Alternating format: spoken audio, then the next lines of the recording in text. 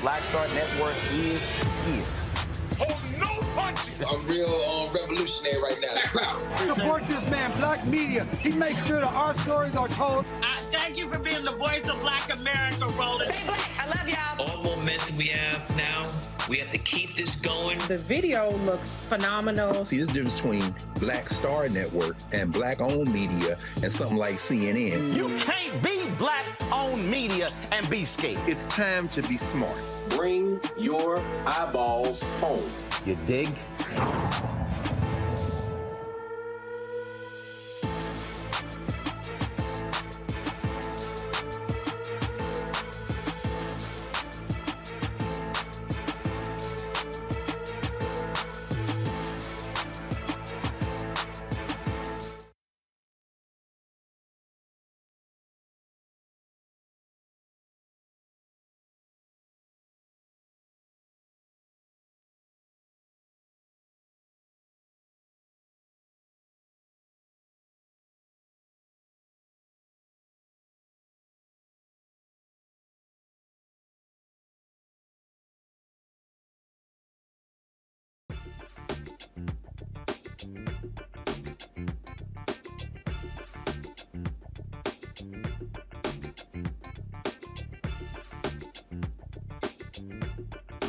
Roland, who was at Jackson State University to deliver his commencement speech. Here's what's coming up on Roland Martin Unfiltered, streaming live on the Black Star Network.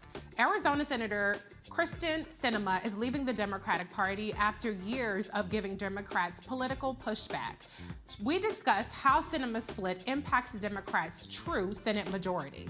In Minnesota, the St. Paul Police Department releases body camera footage of a fatal police shooting of a black man. We break down the details, explain what happened, and examine how the system may have failed. The Black conservative group Project 21's says they have a plan to build a better Black America. One of the members will explain the blueprint for a better deal for Black America. Brittney Griner is finally on American soil. Now she and her family have to deal with the trauma of being held in a Russian prison. I'll talk to a licensed professional counselor to discuss what lies ahead in Brittney's mental recovery. The former Minneapolis police officers who kneeled on George Floyd's neck get sentenced today. In our Education Matters segment, we talk to the founder of Penn Souls Academy, who gives opportunities to Black creatives. And we will show Roland's Jackson State commencement speech. It's time to bring the funk on Roland Martin Unfiltered, streaming live on the Black Star Network. Let's go. Whatever the biz, he's on it. Whatever it is, he's got the scoop, the fact, the find. And when it breaks, he's right on time, and it's rolling. Best believe he's knowing. Putting it down from sports to news to politics. With entertainment just for kicks, he's rolling.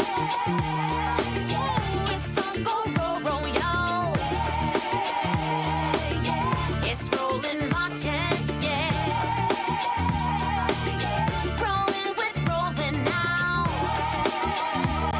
He's funky, he's fresh, he's real, the best, you know he's Roland Martin now.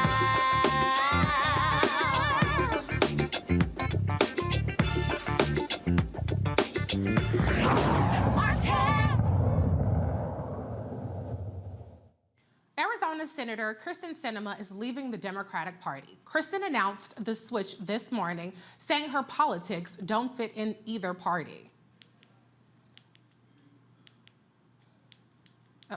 As an Arizona independent. And I know some people might be a little bit surprised by this, but actually I think it makes a lot of sense. You know, a growing number of Arizonans and people like me just don't feel like we fit neatly into one party's box or the other. And so, like many across the state and the nation, I've decided to leave that partisan process and really just focus on the work that I think matters to Arizona and to our country, which is solving problems and getting things done. So your voting record is pretty capital D Democratic. I mean, your views are generally that of a moderate centrist Democrat. How does leaving the party change how you do your job? Well, I don't think anything will change about how I do my job. Arizonans sent me to the United States Senate to be an independent voice for our state, and I'll continue doing that. What I think is important about this decision and this move is that I'll be able to show up to work every day as an independent and not be, stuck into one party's demands of following without thinking. And as we've seen in recent years, both parties have created this kind of requirement or a pull towards the edges that you just unthinkingly support all of one party's viewpoints. It's made it difficult to find folks who are willing to work together and solve problems. Now, as you know, Jake, we've been able to do a lot of bipartisan work over the last couple of years, and I'm incredibly proud of that. And I think it's important for folks across my state and frankly across the country to say, yeah, there's someone that's kind of like me, doesn't fit neatly into one box or the other, but is standing up for their values, for what they believe in, and is doing it without trying to get one over on the other party or beat the other guy. You're here to make. The first-term Arizona senators' change to independent is unlikely to change the power balance in the next Senate, other than giving more political power to herself and West Virginia Senator Joe Manchin. Democrats will still have a narrow 51-49 majority, including two independents, Senators Bernie Sanders of Vermont and Angus King of Maine. Sinema declined to say if she would caucus with Democrats. Sinema is up for re-election in 2024 and has not addressed if she will run for re-election. Joining me now to discuss how this could impact the Democratic Party, we have Tamia D. Booker, the founder and managing director of T. Booker Strategies. Mrs. Booker, welcome to the show. First of all, I have to say, girl bye with Kyrsten Sinema. Everything she said was nothing more than grandstanding and ridiculous political, just ridiculousness, and her trying to get the spotlight back on her instead of giving us time to bask in the glory of Senator Warnock's reelection. What are your thoughts on what we just heard from Kyrsten Sinema? Yes, first of all, you made me laugh. Thank you for having me here. It's the timing. A lot of people do not agree with. I've talked to many operatives today. And the one thing I will say, though, is it's not quite surprising, right? Like, the party has been pretty frustrated with her from quite some time. You've seen major parties or party organizations pull their endorsements from her. You've seen a lot of her constituents who are left-leaning be very frustrated with her. So it's not quite surprising that she's doing this, but the timing is a little frustrating. And the fact that she says that she won't she said she made a comment saying about the Democratic Party and not representing that, but she ran as a Democrat. And so there's a bit of contradiction in her statement because she's keeping her committee assignments as a Democrat. And that's where the frustration is for a lot of people within the party right now, because it has felt like for some time that she's kind of danced between the two. And you see in her statement here, and then also what has been written, that same contradiction. So you can see why people are frustrated, but she's still going to caucus as keep her committee assignments as a leader in the party, right? And then she's still not going to be a Democratic candidate. It's just very interesting to me and to many of us, to say right. What I found interesting is this whole notion that she is in lockstep with a lot of Arizona voters, as though Arizona voters are increasingly independent, when we just saw the Democrats sweep almost every single major statewide election in Arizona. Can you just talk about that disconnect in terms of the success we're seeing Democrats have increasingly in Arizona, and the way she seems to characterize it as though Democrats and Republicans are on the outs equally in her home state? Arizona has been trending blue for the last couple of election cycles. I was in the Senate when she ran in 2018, and there was a lot of support behind her then. I think what she's doing at this time is really making an effort to do what's in her best interests. If you look at the tide of what's happening in Arizona, you would think that she would run as a Democrat again. But I think dealing with the party consternation, there has been open conversations about other Democrats running against her because she has wavered in her support. Even though she's voted heavily Democratic on many bills, she has wavered support on many critical bills. And so with that, I think also politically on the electoral side, she decided maybe to remove herself from a future potential primary fight and stay and run as an independent, so she doesn't have to necessarily run for the Democratic Party seat. Speaking of primaries, I remember shortly after the midterms, people suddenly started circling the wagon around her, whereas before it was like, let's make Sinema and Manchin irrelevant. It became, well, maybe we don't want to give up the advantage of incumbency and primary her. I think that she does have some stiff competition in terms of the primary with, for instance, Congressman Ruben Gallego, or if any of the other people that just recently won statewide decide to jump in the race. How does her status as an independent, do you think, impact the 2024 electoral politics? Is she obligated to, in some way, run as a Democrat and deal with the primary challenge there, perhaps? Or does she have that ability in Arizona to run as an independent and make this a three-way race? Yeah, so she can run as an independent and make it a three-way race, and the Democratic Party can run a candidate. And that's why, like you mentioned, Congressman Gallego has been mentioned a lot. I've seen today in the press and some others as possible candidates also in the Democratic primary. So she could do that, and I think that's why she may be doing this for her own, her own goals, is to be able to run in that sense. And I noticed that when she said I'm running to represent all of Arizona and not one particular party. It sounded to me a bit like a future slogan. And I think that may be the angle that she's going with at this time. But, it almost seems like a kamikaze strategy, right? Because at the end of the day, Arizona is at most a 51-49 state when it comes to the way that people vote there. 51-49 can go either way, Republican or Democrat. Mm-hmm. So she has no path to a majority vote knocking off Republicans. The Republicans are going to get their 49 either way.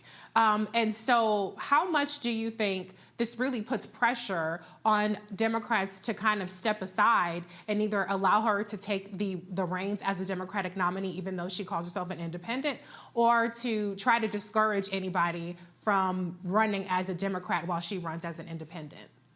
I think it really depends on seeing how, when you are putting together campaigns, you have to have a lot of conversations. You have to poll the people and see where they're at.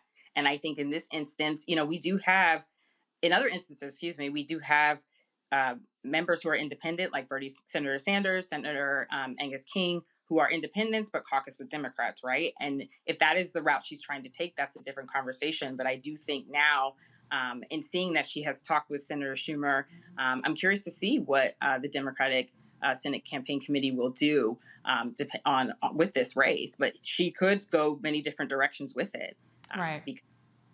That's where we're at with it.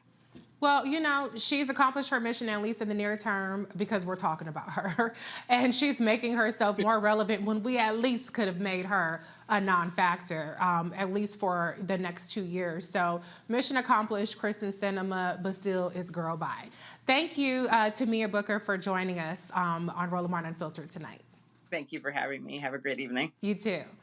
Okay, we're going to bring in the panel. We have Kelly Bethea, JD Communications Strategist, Michael Imhotep, host of the African History Network show, and Matt Manning, Civil Rights Attorney. Hey, y'all. Happy Friday. Happy Friday.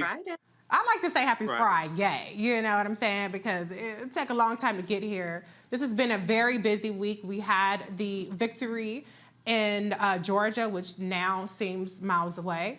But what do you think? I'll start off with you, Kelly, with Kyrsten Sinema trying to steal the spotlight today with this ridiculous announcement that she's made. I wasn't even thinking of it as a stealing spotlight moment. I thought of it more so as a slap in the face to every Democrat who voted for her in Arizona. Because at the end of the day, they didn't vote for an independent. And I think it was real slick of her, considering that she didn't just get reelected. Her next election isn't until 2024, I believe. Right. So it just kind of feels like, it just feels like a slap in the face to anyone who voted for her. And it also feels like a way for her to maintain power, a modicum of power in the Senate.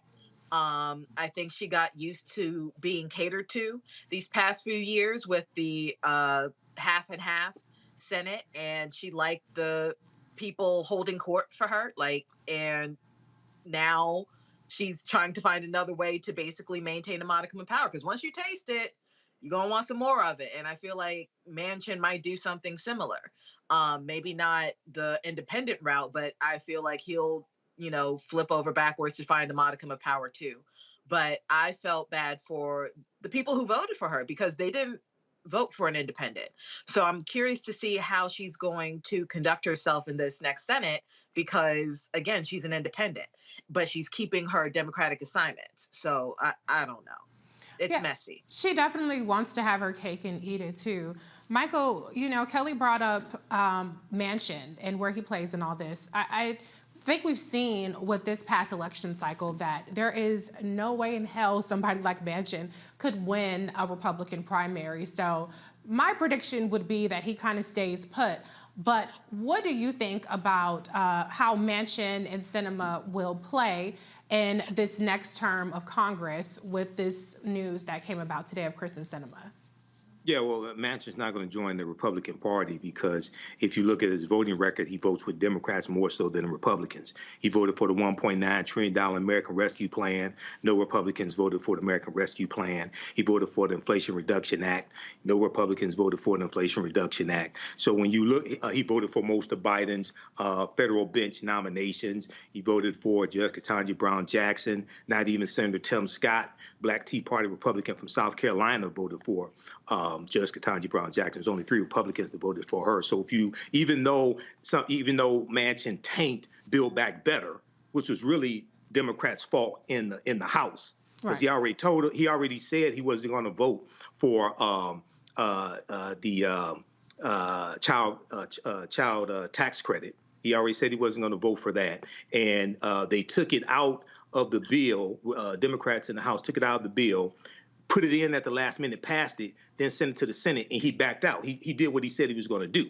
So with Sinema, I think she is trying to reassert power after this historic win that took place yesterday with Senator Raphael Warnock, and a 51-49 Senate gives Democrats a much stronger position than a 50-50 Senate, because in the 50-50 Senate, Chuck Schumer and McConnell had to agree to terms in how to govern in the 50-50 Senate, and you also had an equal number of Republicans and Democrats on the committees, and this allowed Republicans to block federal bench nominations, do a lot of damage. Now with 51-49, it gives Democrats much more power, and Republicans can't block bills and block federal bench nominations like they were. So here you have Sinema trying to reassert her power, but she's still going to conference with Democrats, and hopefully Ruben Gallego will run in 2024 and crush her. She needs to be crushed. She needs to be destroyed, okay? And also the same thing with the White Nationalist Party. They need to be defeated. They need to be crushed and destroyed as well. I completely agree. Matt, you get the last word on this, then we'll head to a break.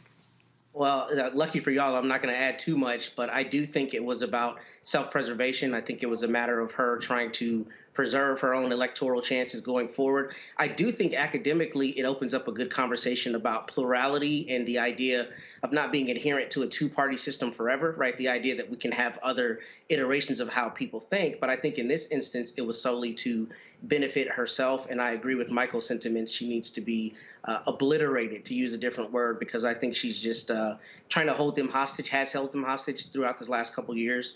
And I think that Rep. Gallegos and maybe others might be a good source of attack on her to, have a check on her and her unbalanced power. Oh, I think that she might have been a little premature and where her leverage would be if by announcing so soon. We still have 2 years to get Gallego up there to where she would be absolutely crushed and obliterated. So we're going to see how this plays out, but it's still womp, womp, womp Sinema. We're still celebrating Raphael Warnock over here. But this is Roland Martin Unfiltered on the Black Star Network. We'll be right back.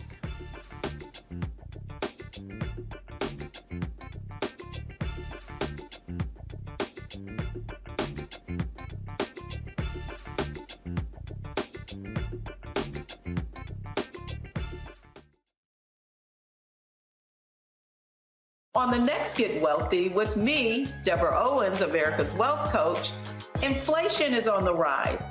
Interest rates are high. Can you still thrive during these uncertain times? On the next Get Wealthy, you're gonna meet a woman who's done just that, living proof of what you need to do to flourish during these uncertain times. These are times where you take advantage of what's going on. This is how people get rich or richer. That's right here on Get Wealthy, only on Black Star Network. My name is Charlie Wilson. Hi, I'm Sally Richardson Whitfield. And I'm Dodger Whitfield. Hey, everybody, this is your man, Fred Hammond, and you're watching Roland Martin, my man, Unfiltered.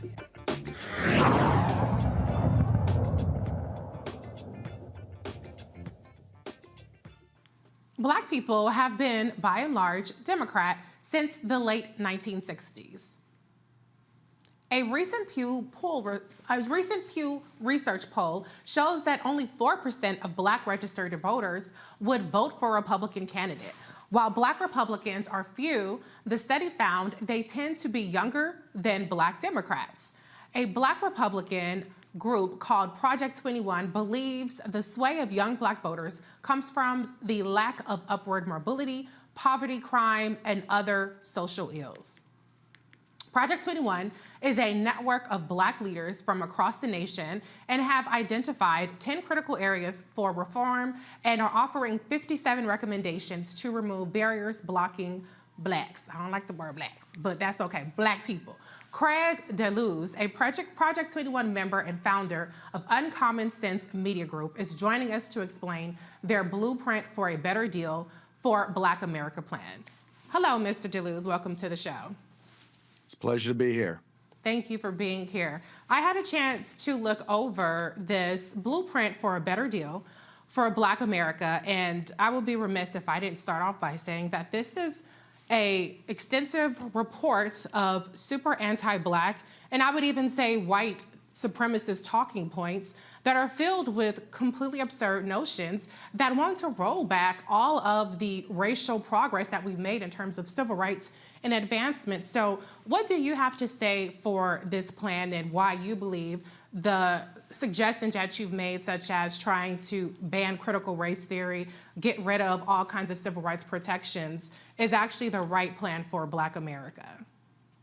Okay, well, first of all, your mischaracterization of the plan is, and as well, by the way, of Project 21, just goes to demonstrate how little you actually probably spent on it or on Project 21.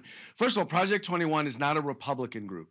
It's a group of people who conservative. Think differently. We didn't say Republican. Than the left-wing paradigm. In other words, the Black community is just like every other community in that not everyone thinks alike. Right? We come from different. We have different beliefs. We have different. We have a variety of beliefs. We have a variety of positions on issues. Oftentimes, depending on what that issue is, the challenge we have, in particular, as a Black community, is monolithically we only come at it from one perspective. And we've lost, unfortunately, this is unfortunately an issue on both the right and the left. We've lost the idea of being able to talk about public policy nuance. And when we start talking about public policy nuance, we start to take a look at all of the items or perspectives from both sides and look to see which ones are going to be best for the Black community. What we've wound up with is our policymakers and our politicians only support those on the left. And so you wind up with a Democratic Party who says we don't have to do anything or address any issues of the Black community. And you wind up with a Republican Party that says, well, they're always going to vote Democrat, so we really don't have to address any issues within the Black community. I can agree with you about the Republican Party aspect, but I think that they are actually quite hostile to the Black community. They aren't just indifferent to our community. I think it's interesting because, hold on one second. Well, I didn't cut you off. 1 second. Here's the point that Hold on 1 second. I didn't cut you off, sir. I didn't cut you off, sir. Thank you. One thing I found interesting about the report is that the report talks about, or it starts that there have been failures of the Biden-Harris administration in terms of their policies. But the statistics that are outlined throughout the reports, like, for instance, statistics about homicide rate, statistics about a number of things, are 2019 and 2020. That's when President Trump was actually in office, and he had 4 years of policies to make improvements for the Black community. So how do you explain how President Biden is responsible for the failures of the Trump administration policies in 2020? Well, first of all, understand that the executive summary that was written as it came forward, you look at the put it this way, what the numbers were in 2020, which, by the way, were 2020 and 2019, the numbers have increased since then. And if you look at where those numbers, whether it's crime, whether it's poverty, where those numbers have gotten worse, are in particular are in areas that are run by Democrats. In major urban inner cities like San Francisco, like Oakland, like Los Angeles, like Chicago, like New York. And these are areas that have been run by Democrats, not just for a few years, but for generations. You look across the country and you look at where liberal policies are put in place, right? Crime is the highest, unemployment is the highest, economic opportunity is the lowest, quality of education is the lowest. I'm not here saying the Republicans have all the answer, the conservatives have all the answers, but here's what I know. I know the Democrats have demonstrated that they simply do not.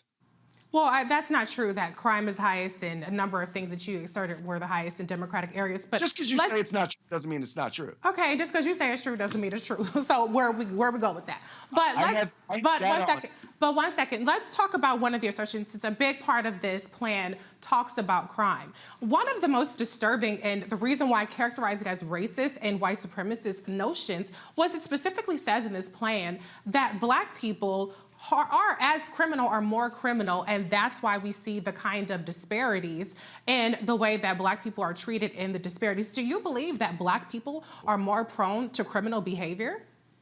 Do you agree with that assertion? You clearly did not read the report. I did read it. But what it will tell you is this, is that, and this is, by the way, this is true of every ethnicity. People who generally commit crimes against their own. In other words, the number one committer of crimes against Black people are Black people. And that's the same with whites. That's the same with Latinos, right? That's what that is pointing out. My question is, with all of these folks who are trying to be smart on crime by decriminalizing crime and putting criminals back on the streets, they're more worried about Black criminals than they are about Black crime victims. I mean, to be clear, that's a completely different point to say that there is higher interracial. Hold on. That's completely different to say that the number one perpetrators of crime against Black people are Black people, as opposed to saying that Black people are more criminal. If we look at, for instance, I agree with you, but what you're saying the report says is not what it says. That is what it said, but that's okay if you don't want to acknowledge that, or if you don't believe that, then I'm glad that you repudiate that aspect of the report. But we do have situations like, for instance, how Black people are disproportionately stopped for weed offenses, marijuana offenses, as opposed to white people, when Black people and white people have the same usage of drugs. One of the things that your plan calls for is for not decriminalizing marijuana. Can you explain that position? Well, first of all, I think they'd understand that overall throughout history, I mean, until recently with marijuana, there has only been one drug that has been legalized for recreational use, and that drug has been alcohol. I don't think that we do our community we don't provide them any additional benefit by legalizing the use of marijuana. What we were promised in the state of California, for example, was when we legalized marijuana that we would see an end to crime. The exact opposite has happened. What we've seen is an underground black market of marijuana and cannabis is actually taking over the market. Right? In other words, people have not changed whether or not they're smoking it. What's happened is they also haven't changed where they've bought it. The only difference is that they're not going to jail for possessing it. That is good, because Black people were disproportionately going to jail for possessing marijuana, despite the fact that they don't have a higher incidence of using marijuana. But let's talk about another major part of your plan, which is critical race theory. This is the boogeyman of conservatives. And I found a lot of really preposterous assertions in here as well. But let me just ask you first and foremost, do you believe that racism against Black people exists in this country? And do you believe that systemic racism exists in this country? Well, first of all, let's talk about what critical race theory is. And I recognize and I understand that. We can get to that. Hold on one second. Mr. DeLuz, we can get to that. Hold on. But I asked you a specific question. Respectfully, can you answer my question? And then we can get to what your understanding of critical race theory is. Do I believe that racism exists? Yes, I do believe that racism exists. Do I believe that systemic racism exists? No, I do not believe that systemic racism exists. I believe that we need to take a look at, I mean, one of the challenges we have is that people who promote critical race theory want to act as if we are exactly where we were from the day that slavery ended. And that is just not the case. We are the freest, most educated, and most prosperous peoples of African descent in the world. Now, is everything where it should be? Are we exactly where we should be striving to be? No, we're not there yet. But what we should do is recognize where we are, recognize the success that we have had, and recognize that staying on the path where we are is exactly what's going to get us to where we need to be. But teaching policies or teaching things in school that teach students that if you're white, you are an oppressor. If you are black, you are oppressed. And the only way you can be successful is if your oppressor lets you be successful. Where they talk about things like proximity to whiteness, saying that, well, if you are successful, if you are college educated, and if you've been married to one person and have children with that one person, well, that's because of your proximity to whiteness. This sort of stuff is utter madness. And this is the sort of stuff that is not going to create racial unity. It's in fact going to create racial division. And that's exactly what it's doing. Well, first of all, we've had racial division in this country since the beginning of time. I mean, we did come here as kidnapped, enslaved people. So this whole notion that critical race theory is creating something is really absurd, and it's actually creating a lot of hysteria by all the mischaracterizations of critical race theory. It's not hysteria at all. I've sat on a school board for 18 years, and I've seen them work to try and implement this stuff. And I'm telling you right now, this stuff is divisive. And as we're trying to bring people together, and we've worked in our school district to try and do diversity training, to try and do what we call resiliency training, cultural competency with our staff. And it wasn't until this racist, anti-racism training started to come in that we started to have issues and divisions and concerns like this. Oh, anti-racism is the problem as opposed to racism. That's a very interesting assertion, but I'm going to bring in my panel to see if they have any questions for you, Mr. DeLuz. I'm going to start off with our professor, Mr. Michael Imhotep. Do you have any questions? Yeah, I've been going through looking at some of this, and first of all, what you're saying about critical race theory is blatantly false, and then you want to reinstate Donald Trump's divisive, combating race and sexual stereotyping executive order. That's ridiculous. But the question I have is, if we look, for instance, at the article from Yahoo News, do Republicans or Democratic states have more crime? And they talk about how 8 of the 10 states with the highest murder rates per 100,000 are Republican states and states that voted for Donald Trump. Explain to me how Republican policies for fighting crime are going to be more beneficial for African Americans than Democrats. And I'm neither Democrat nor Republican, but I sure as hell ain't stupid. And I know when people are trying to snow job our people as well. But explain that to me. And then I got a follow-up to deal with marijuana, because if you study the history of why marijuana was made illegal, it largely goes back to Harry J. Ansling in 1937, who was a white supremacist who targeted African Americans and who lied in front of Congress about the effects of marijuana as well. But we can get to that later. Go ahead and answer the first question. Okay, I'll use the state of California as an example. In the early 90s, in the state of California, we passed a number of laws which actually, which were included mandatory minimums for various different crimes. We started to institute things like going after people who were involved in violent crime, people who were involved in the drug trade, and what we found was, for over 20 years, we saw a decrease, we saw a cut in crime, in violent crime, and in property crime. And then in the early 2010s, about the time that we got our then Attorney General Kamala Harris, came in with this idea of, well, we're going to institute policies that are smart on crime. And as a part of smart on crime, what we're going to do is we're going to take things that are crimes, major crimes, felonies, and we're going to call them misdemeanors. And then not only are we now going to then call them misdemeanors, we're going to take the people who committed those crimes, we're going to take them out of state prison, and we're going to put them into county jails. Now, as a result of that, we've seen a number of things happen. Number one, the people who went from state prison to county forced then people who were in the county jails out onto the streets. On top of that, in many cases, you had people who were in county jails, which, by the way, are built for up to a year's stay. They're not built for long term, for more than a year.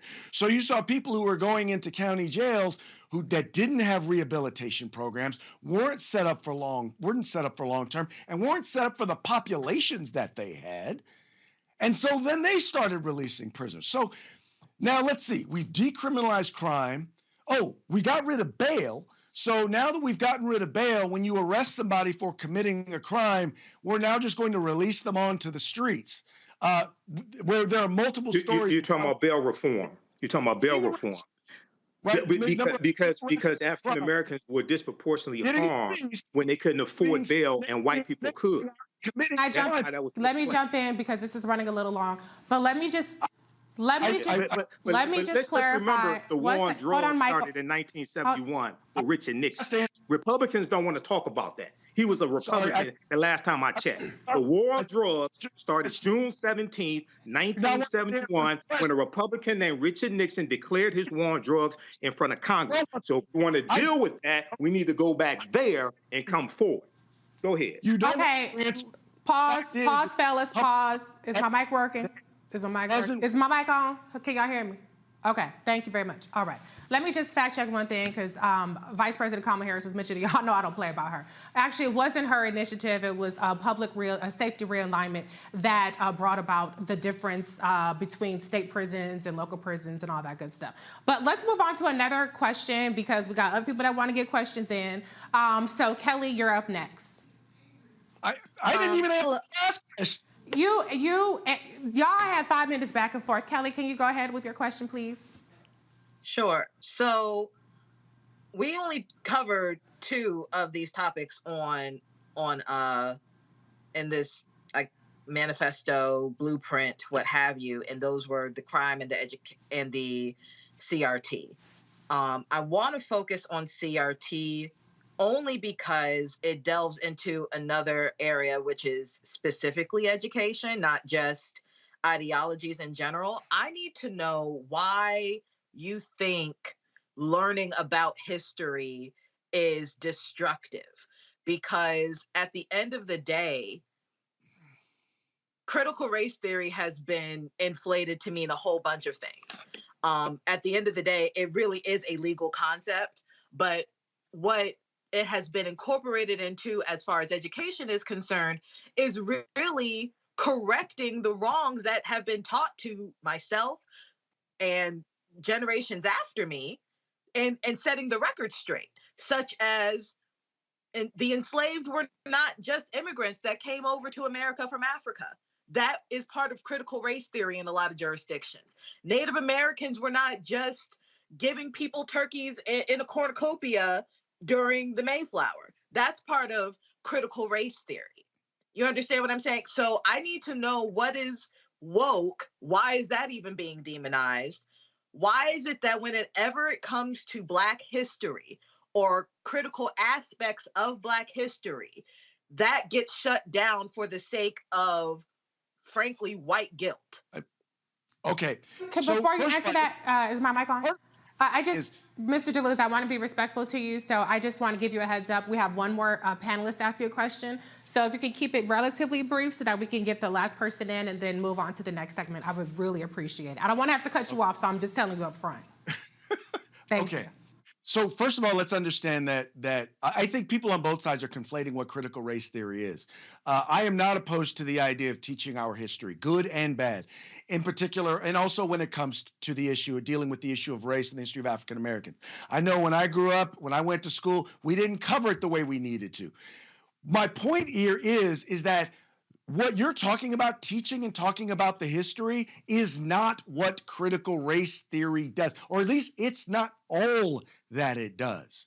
And that's the problem. Is there are a lot of things. And by the way, critical race theory, at least I can only speak for California, has not been passed as a curriculum in any school district. Now, aspects of it, because it's not a curriculum, points of it have been put in place in various different places by various different instructors throughout the country. I'm just saying, my point is that those are the things that we need to be talking about and addressing. Talking about our history, not telling kids, well, if you're white, you're oppressed and you need to be ashamed of your whiteness. And that's the sort of stuff. Respectfully, sir, not one teacher on this earth has ever said that to a white baby. No one. And I am friends with plenty of teachers. I've sat on boards. No Black teacher has ever told a white baby, you are the great-great-grandchild of my oppressor. That does not happen. There are teachers who have done that. We're going to move on to the last panelist. Thank you. Please, with your question for Mr. DeLuz. I'll let him answer her question.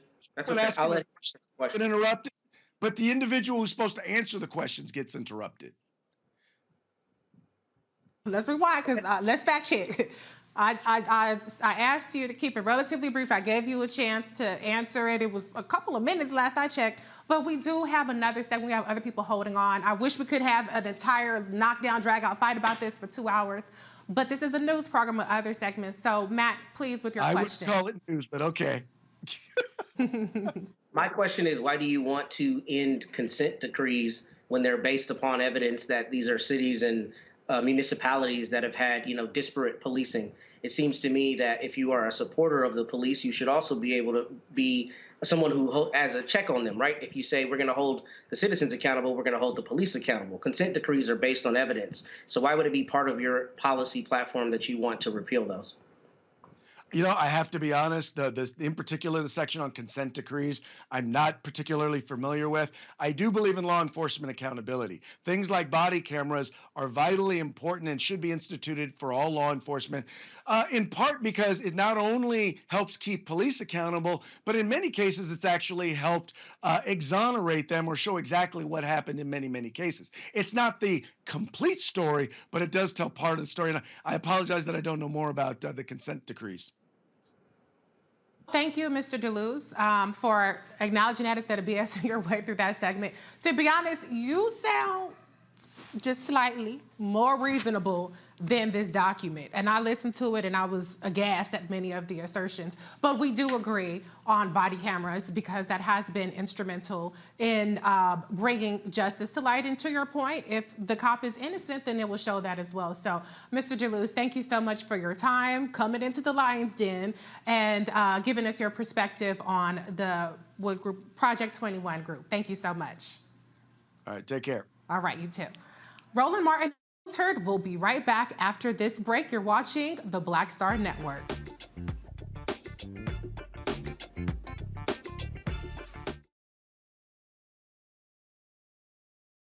On the next A Balanced Life with me, Dr. Jackie, 'tis the season, tree trimming, party going, and gift giving. And I don't know about you, but for me, sometimes it can be overwhelming, and sometimes it's just downright exhausting. Surviving the holiday season, we've got tips for you for staying sane, solvent, striving, and thriving, and sometimes keeping a little money in your pocket. 2 things just out of the gate: set boundaries and set a budget. On the next A Balanced Life right here on Black Star Network with me, Dr. Jackie.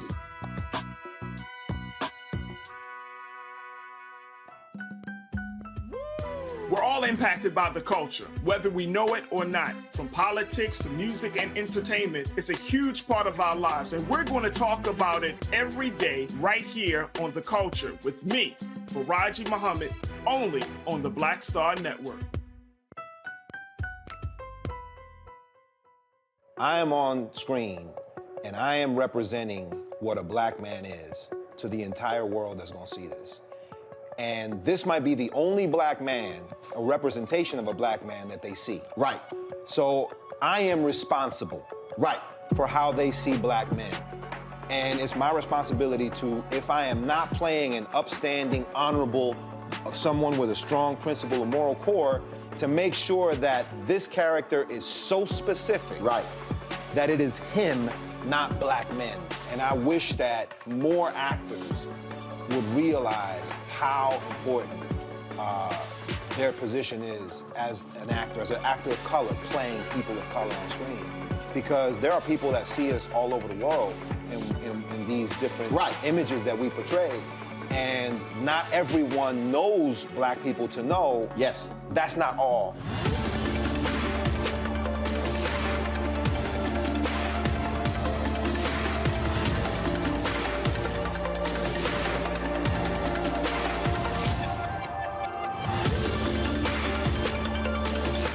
Hey, I'm Antonique Smith. Hey, I'm Arnaz J. Hi, this is Cheryl Lee Ralph, and you are watching Roland Martin, Unfiltered. I mean, could it be any other way? Really, it's Roland Martin.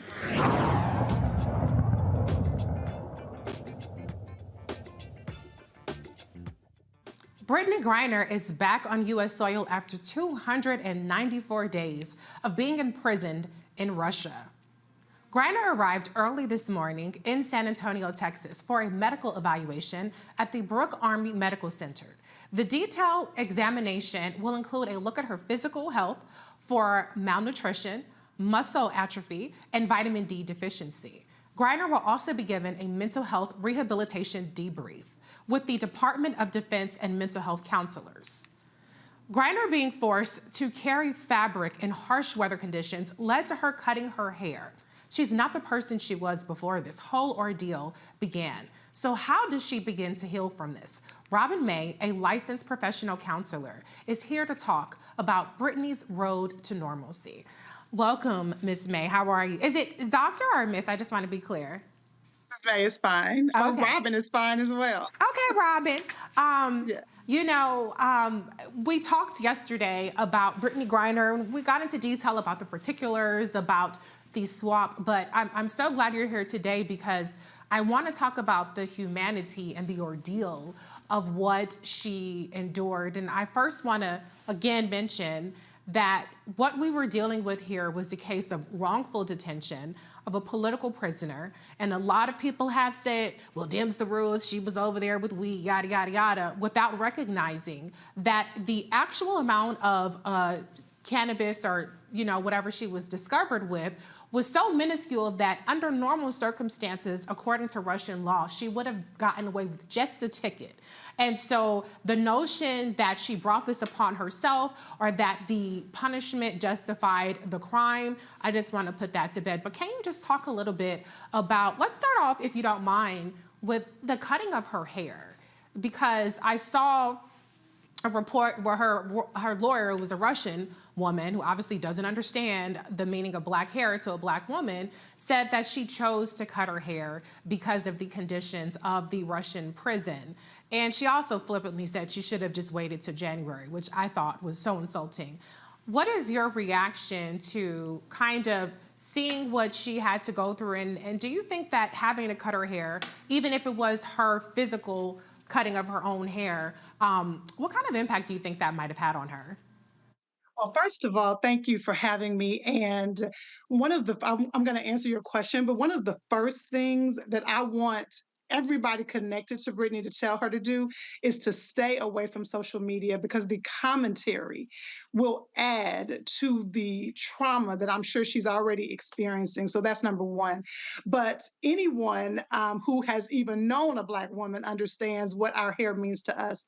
And so whether she literally did the cutting of her hair herself, that was an act very likely of, one, maybe defiance, two, maybe self-protection. But it is ridiculous to think that her cutting of her hair was not significant and does not have a long-term impact.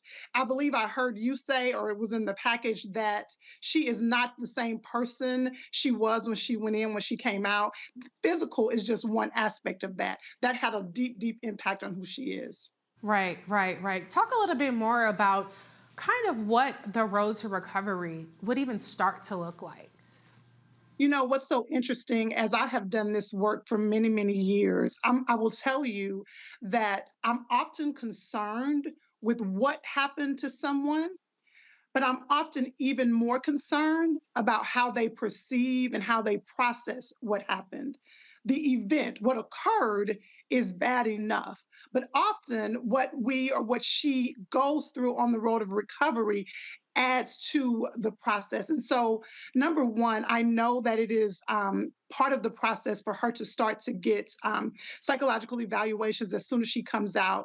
But the reality is she needs time to just be.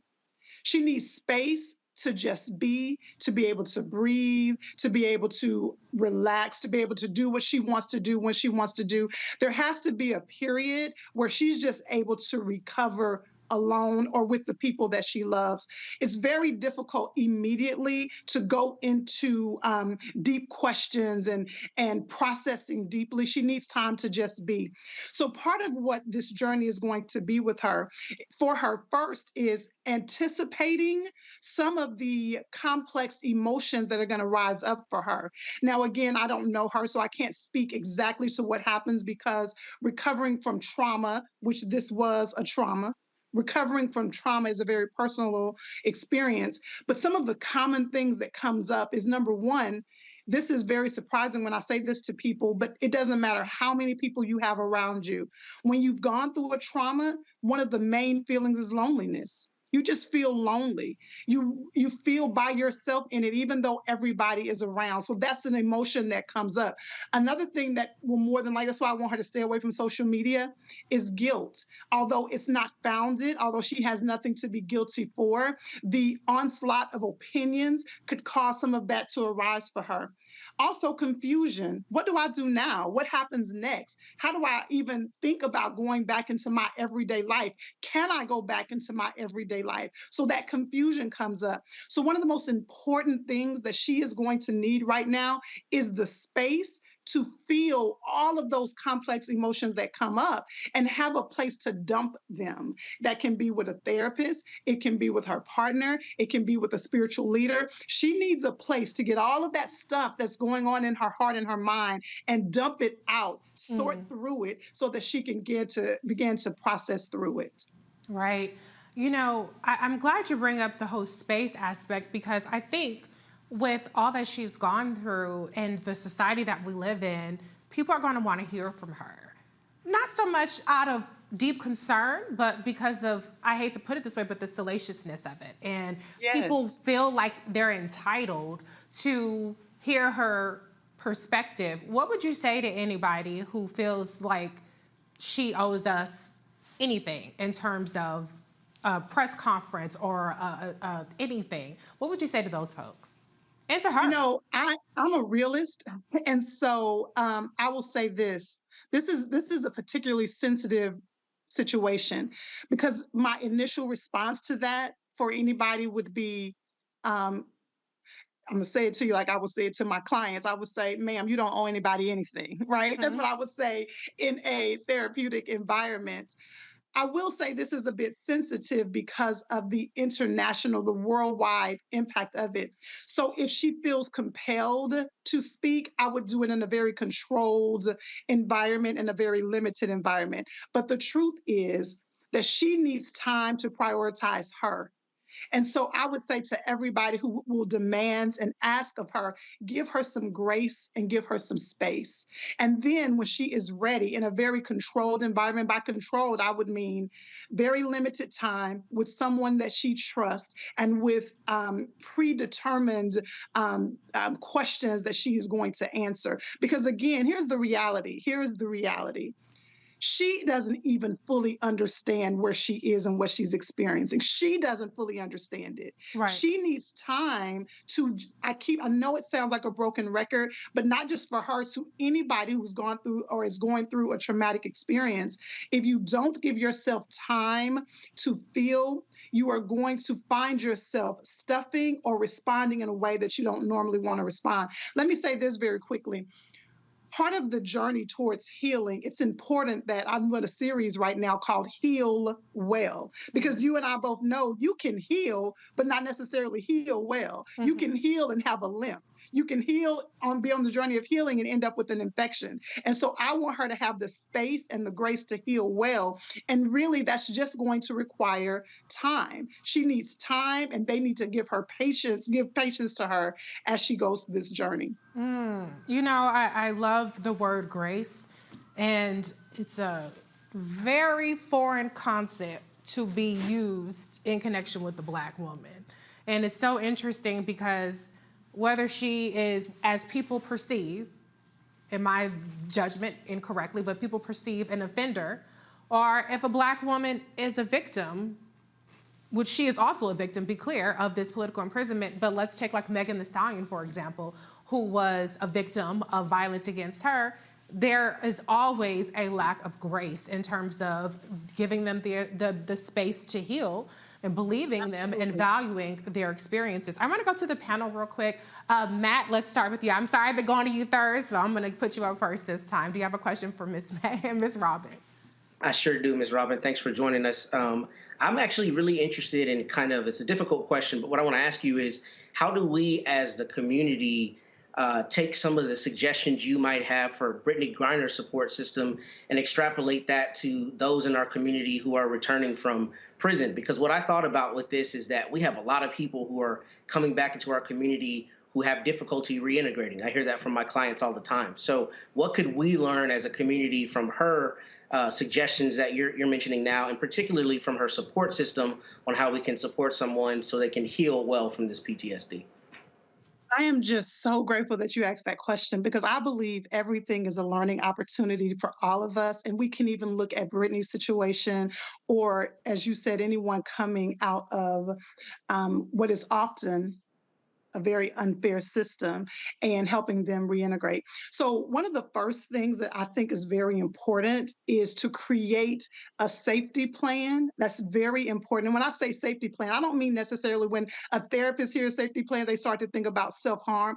I don't just mean that. I mean a safety plan as in, we're going to sit down and just talk about right now in this moment, what do you believe you need?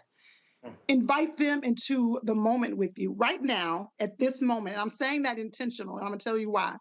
Right now in this moment, what do you believe you need? Right now in this moment, how can I support you as you reintegrate into the world? And I'm going to tell you why that's important. Because we often make the assumption of what somebody needs. And we need to take a moment and to give them an opportunity to explain to us what they need. But did you hear me say right now and in this moment? Because that will change. So when you create a safety plan, what I encourage my clients to do, okay, let's sit down and identify a safety plan over the next 30 days. And we're going to just commit to this over the next 30 days. And so that safety plan may look like, listen, what I really need is for the next couple of days that you just kind of give me a moment to just do what I want to do. I haven't had the opportunity to get up when I want to get up, go to sleep when I want to go to sleep. I know you love me. I know you've missed me. I just need some time to just be with me. And then after those couple of days, what I would love, let's just go get some ice cream. I don't want to answer any questions. I just want to go sit somewhere. Whatever they need in that moment, that's what I would encourage. That would be number one, create a safety plan. And then number two, after you've created this safety plan, I want you to then be able to share with someone, listen, this is some of the things that have occurred since you haven't been here, and I want to bring you up to speed. How do I do that to make sure that you don't feel so isolated? Remember, I said one of the things I'm very concerned about for Brittney is the isolation she will feel. And so I would try to invite her into a space. Come on, let's talk through, because I want to help you not feel so isolated. So those are two specific strategies. You create a safety plan, and then you talk about what you want to make sure they understand since they have not been with us. Thank you. Hey, Robin, sitting up here preaching the whole word. I hope y'all taking notes out there, because some of y'all, unfortunately, don't care about Brittney Griner, but she just preached something that everybody, regardless of their situation, can benefit from. That was so enlightening. Thank you, Matt, for that question. Michael, you're up next. Question for Ms. Robin. Okay, Ms. Robin, and this is an excellent topic. And, you know, you have a lot of Republicans attacking the prisoner swap, and Donald Trump attacking it. And the reason why they're doing this is because they don't consider Brittney Griner an American. But that's a whole nother conversation.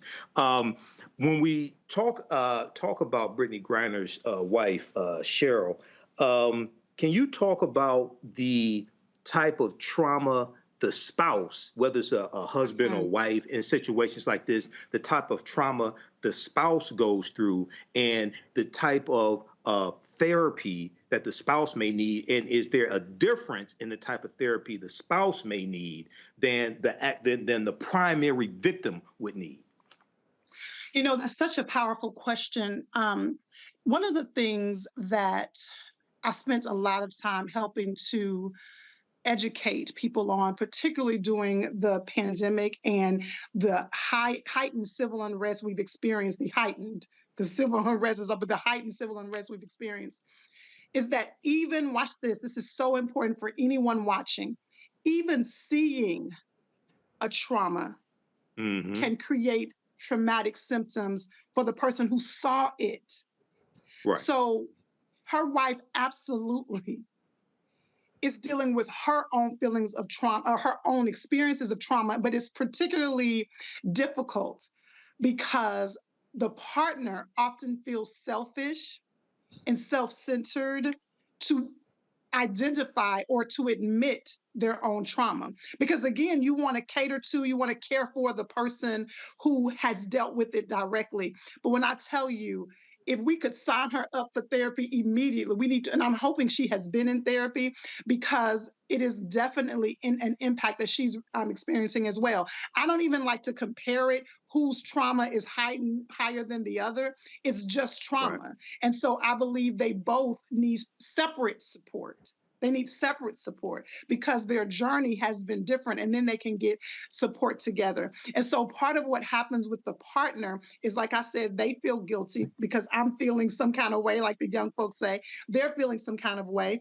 Their partner is different. And so they're trying to adjust to who their partner is now.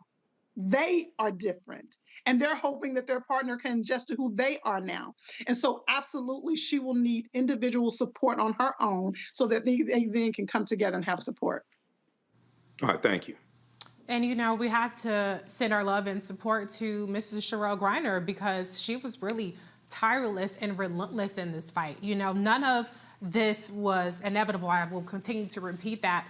Even getting a meeting with the president and vice president was something that they really pushed heavily for, along with people who advocated with her. And so, you know, she was in this fight. She wasn't, you know, imprisoned in Russia, but out here, I mean, she was in the fight for her life to bring Brittney Griner She might home. not have been in prison physically, but emotionally, she absolutely was. Absolutely. Kelly, you get the last question.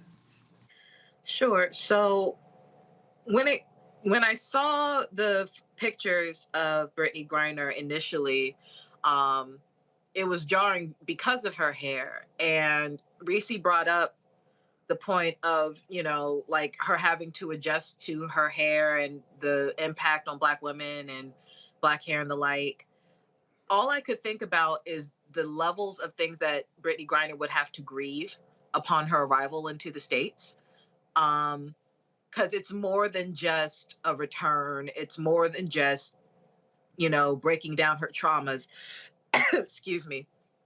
I feel like she has to grieve who she once was, and her wife will have to grieve who she once was, because I can only imagine an experience like this will completely change you from the inside out. So my question to you is, what is, outside of the 5 stages of grief,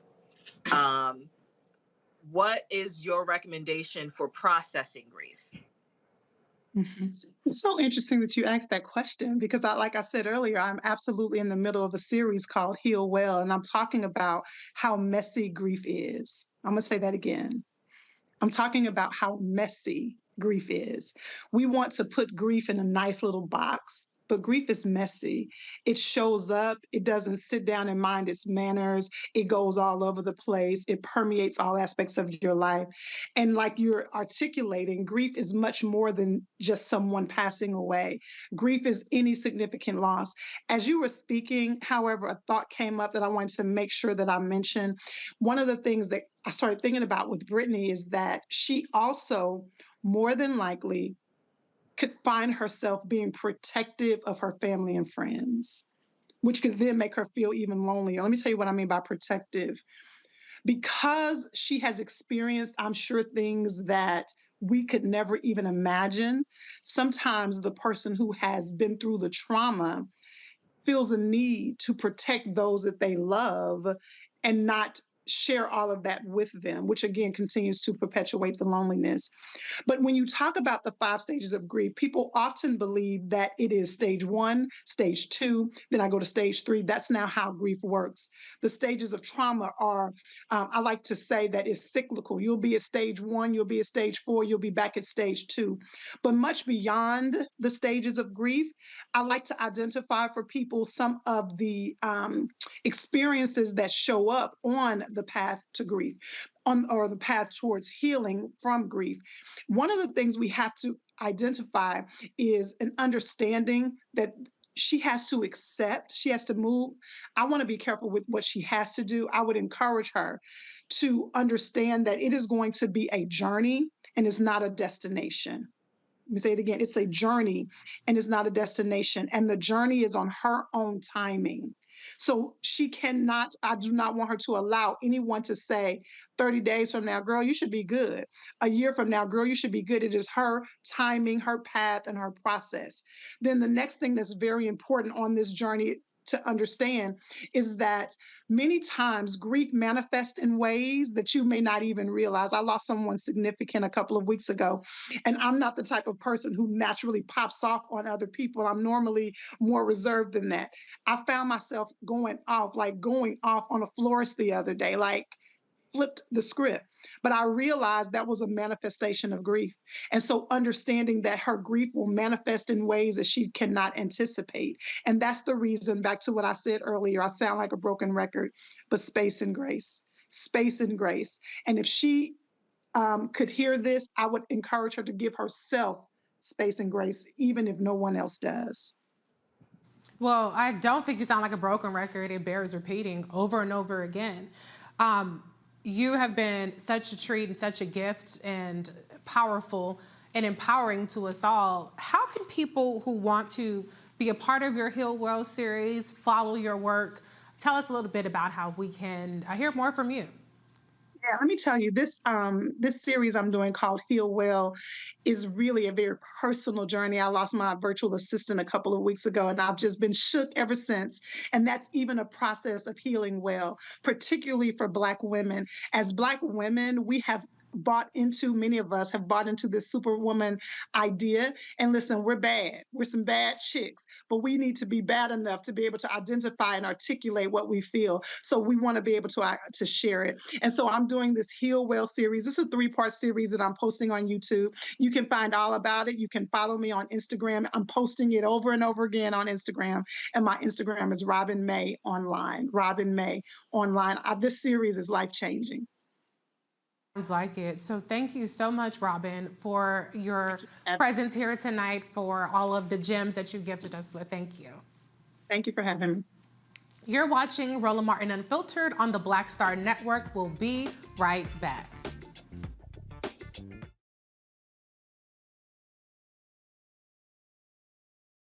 When you talk about Blackness and what happens in Black culture, we're about covering these things that matter to us, speaking to our issues and concerns. This is a genuine people-powered movement. There's a lot of stuff that we're not getting. You get it, and you spread the word. We wish to plead our own cause. Too long have others spoken for us. We cannot tell our own story if we can't pay for it. This is about covering us. Invest in Black-owned media. Your dollars matter. We don't have to keep asking them to cover our stuff. So please support us in what we do, folks. We want to hit 2,000 people, $50 this month, raise $100,000. We're behind 100,000, so we want to hit that. Y'all money makes this possible. Checks and money orders go to P.O. Box 57196, Washington, D.C. 20037-0196. The Cash App is $RM Unfiltered. PayPal is R Martin Unfiltered. Venmo is RM Unfiltered. Zelle is RolandSMartin.com. On the next A Balanced Life with me, Dr. Jackie, 'tis the season, tree trimming, party going, and gift giving. And I don't know about you, but for me, sometimes it can be overwhelming, and sometimes it's just downright exhausting.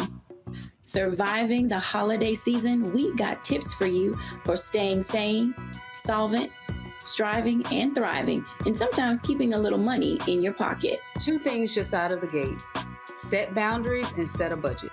On a next A Balanced Life right here on Black Star Network with me, Dr. Jackie. Hi, y'all doing? It's your favorite funny girl, Amanda Seals. Hi, I'm Anthony Brown from Anthony Brown and Group Therapy. What up, Lana Well, and you are watching Roland Martin Unfiltered.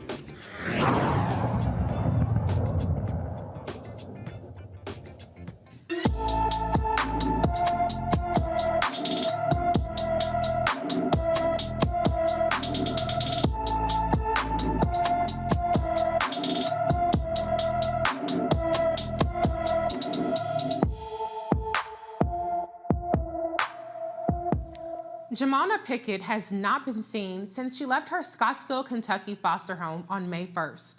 The 15-year-old is 5 feet, 5 inches tall, weighs 140 pounds, with black hair and brown eyes. Anyone with information about Jamona Pickett is urged to call the Allen County, Kentucky Sheriff's Office at 270-237-3210. Let's go through the big stories of today, starting with in Minnesota. The St. Paul Police Department released body camera and squad car video showing Monday evening's fatal police shooting of a black man. Sergeant Cody Blanchin shot Howard Johnson during a call about a domestic assault and a man with a gun. The video you are about to see is disturbing and triggering. Now's the time to turn away and get the kids out of the room. Here's the video showing the moments before and after Sergeant Blanchin fired his gun 10 times at Howard Johnson.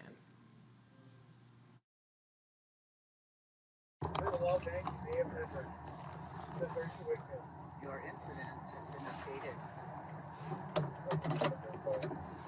Your incident has been updated.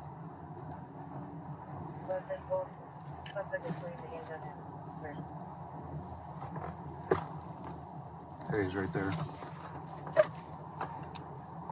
307, he's walking eastbound Hudson. Got the gun in his right hand.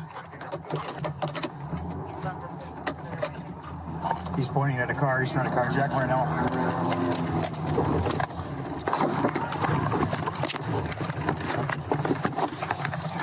Don't do it!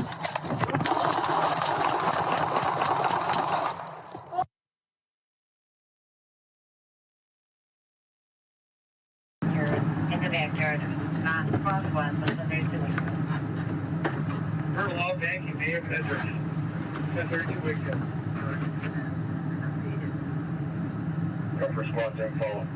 He was pointing the handgun at us.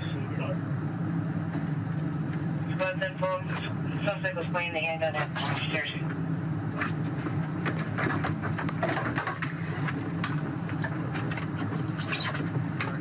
07. He's walking eastbound Hudson. He's got the gun in his right hand. Eastbound Hudson, gun in right hand. He's pointing at the car. He's trying to carjack right now. That's right, perfect. 373, shot fire. Shot fire.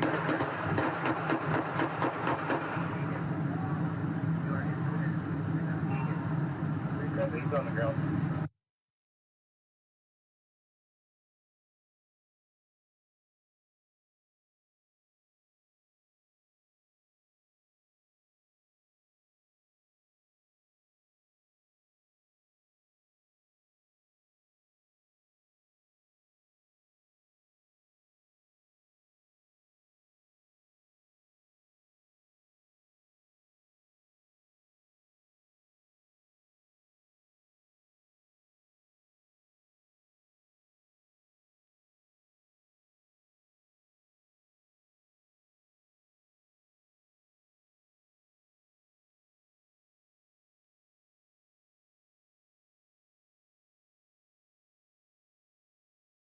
St. Paul's mayor and Howard's family say there's more to the story, and it's going to take time to get to what really happened.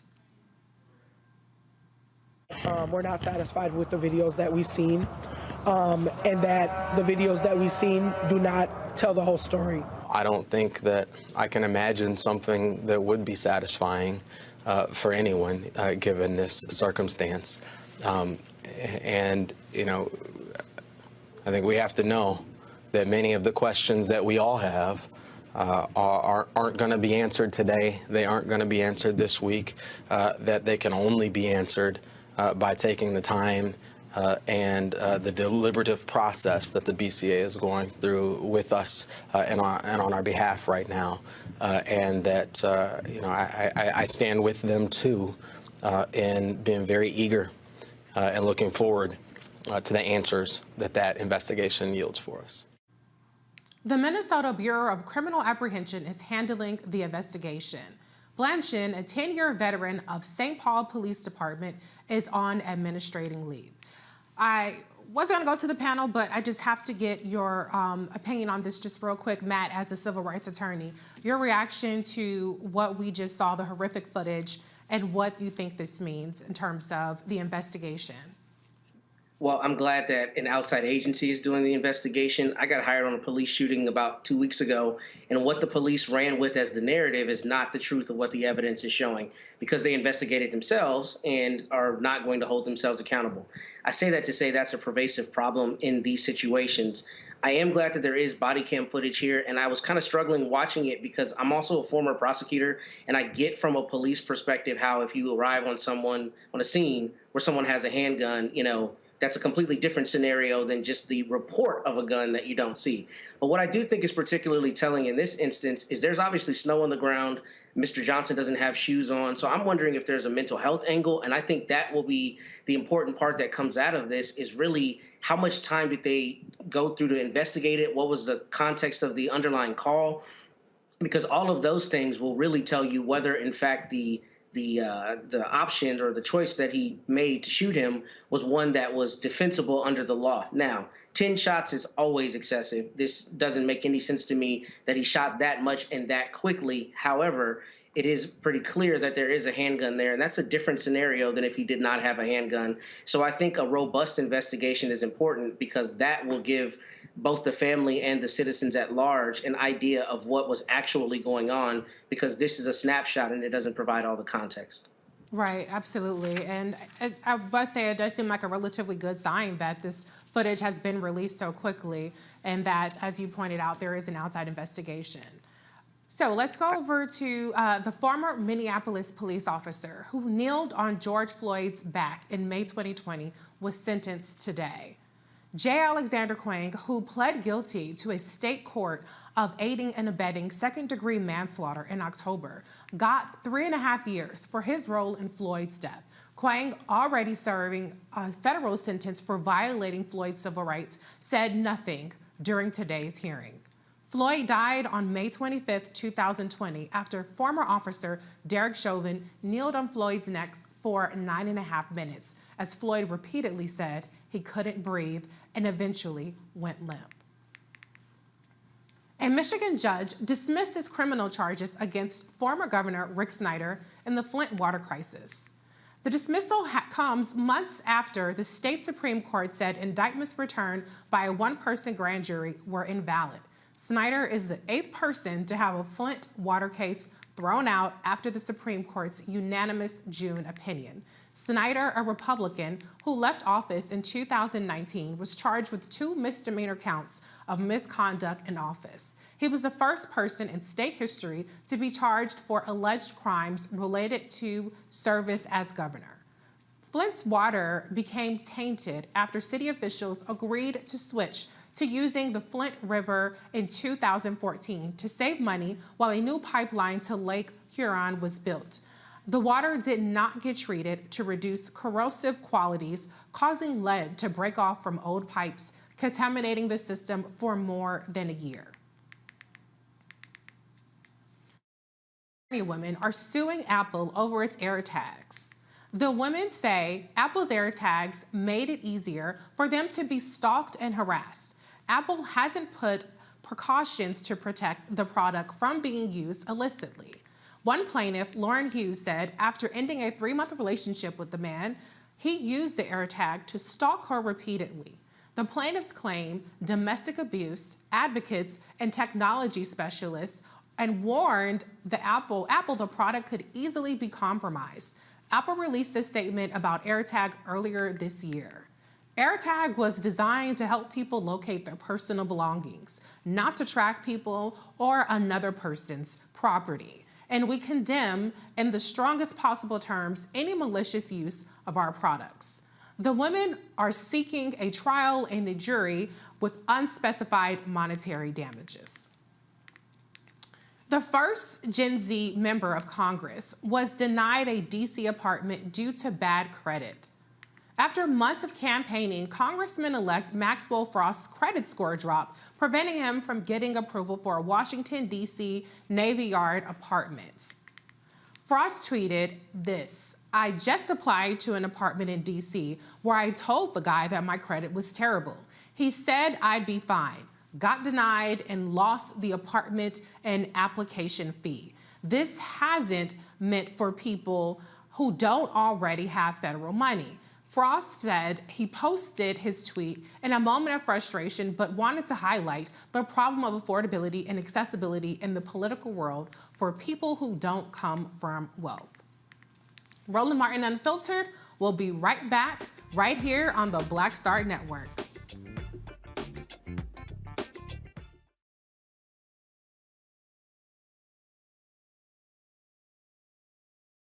On the next Get Wealthy with me, Deborah Owens, America's Wealth Coach, inflation is on the rise.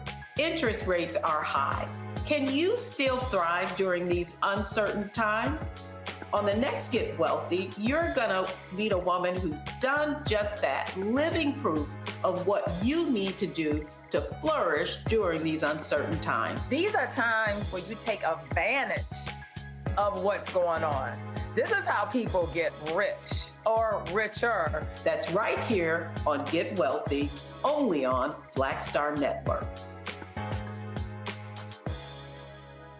I'm Angie Stone. Hi, I'm Teresa Griffin. Oh, Roland. Hey, Roland, I am so disappointed that you are not here, first of all. Where's our dance? It's like we get a dance in every time I see you. And so now you're not here for me to dance with, sir. You and your ascot. I need it. I need that in my life right now. Okay, I love you, Roland. What's up? I'm Lance Gross, and you're watching Roland Martin Unfiltered.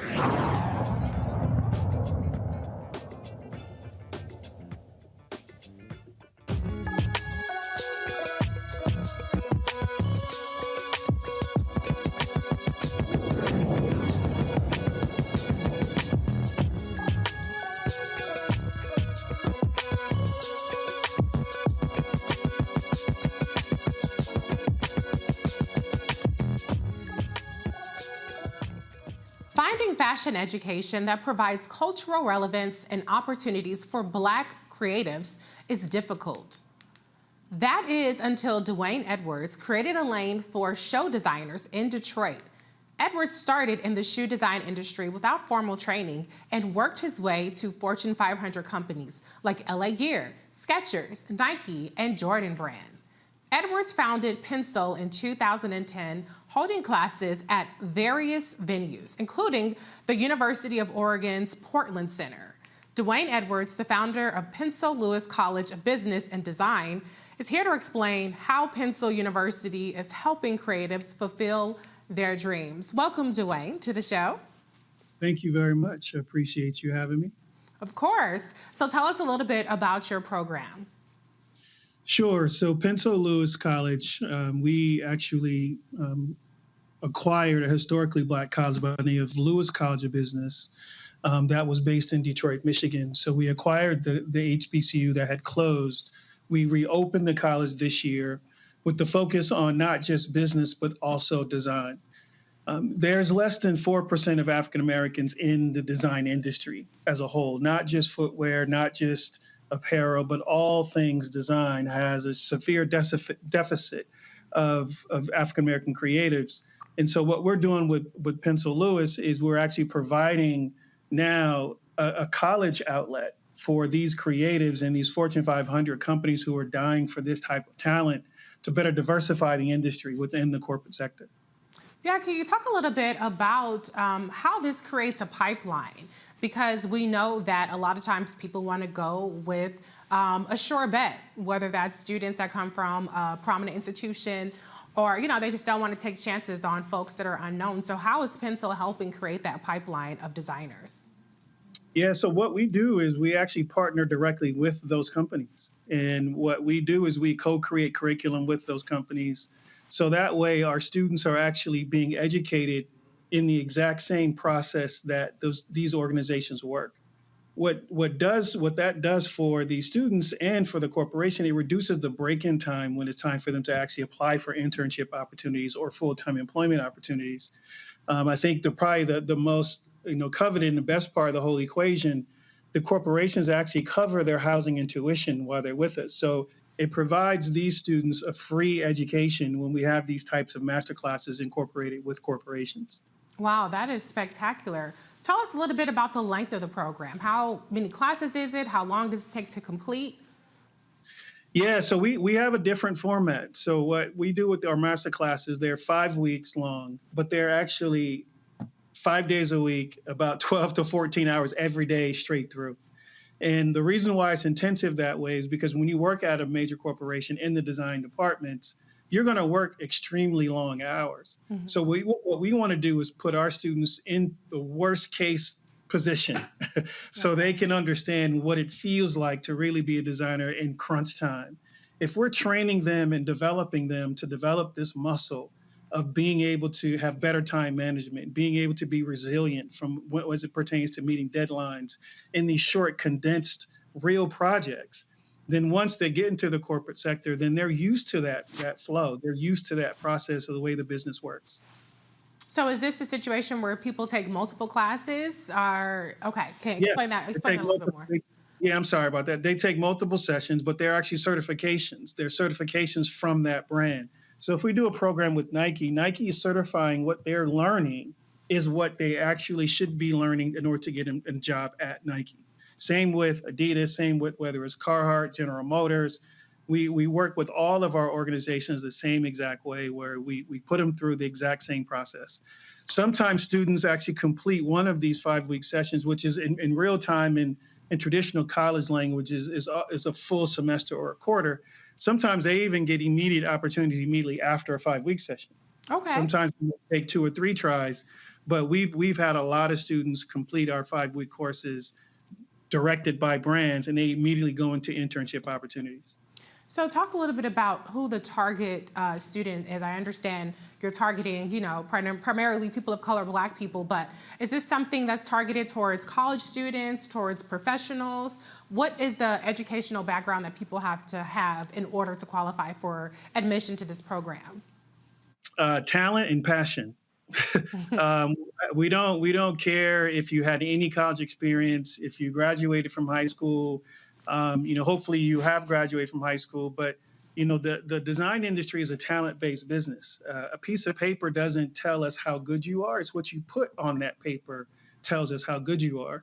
And so what we want to do is we want to remove a lot of these barriers that sometimes eliminate, especially people of color, because nationally, we're only averaging about a 7% African-American enrollment at traditional design schools and universities with about a 2% graduation rate. And so when you look at that, you start to see that these kids who are talented but don't have the resources to attend traditional four-year universities, they never even see the possibilities of what could happen for them in these different design fields. And so we remove a lot of those barriers. The expectation of design and creativity is still there, and we hold them to a much higher standard. So not only are we teaching them the design skills they need to get into the industry, but we're also teaching them the professional skills that they need to survive in that industry as well. Sounds like an amazing program. I'm going to go to the panel, starting with you, Kelly. Sure. Now, forgive me if I missed this part in you talking about this fantastic school, but can you explain the name Pencil and why it was chosen? This is a rebrand. Yes. So I started the college, started a small academy called Pencil Footwear Design Academy in Portland. I was born with the gift of drawing thing I could see, and I've always used a simple number 2 pencil. And so as I'm looking at, once I retired from the industry, I'm a 33-year veteran of the industry. I retired from the industry, and I'm like, what could I call this academy that we're creating? And so I randomly like to look up words in the dictionary and see what the definition is. And so when I looked up the word pencil, because that's the instrument I've been using for 3 decades, I saw the phonetic spelling was P-E-N-S-O-L. And because I'm in the sneaker side of the equation, soul was there. So I just added an E and ultimately pays tribute to the instrument and the industry that really guided my life. Thank you. Michael, your question.